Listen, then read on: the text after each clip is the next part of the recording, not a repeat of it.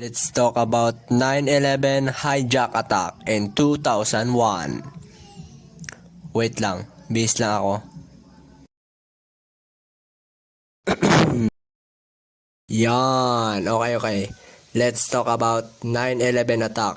The 9/11 attack was a series of coordinated terrorist attack carried out on September 11, 2001 by Al-Qaeda, an Islamic extreme group.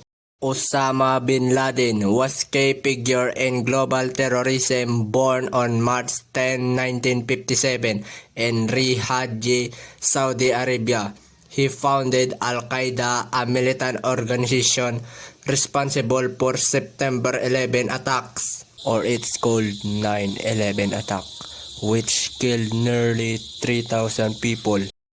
Bin Laden killed on May 2, 2011 during raid by US Navy SEAL at his compound in Abbottabad, Pakistan.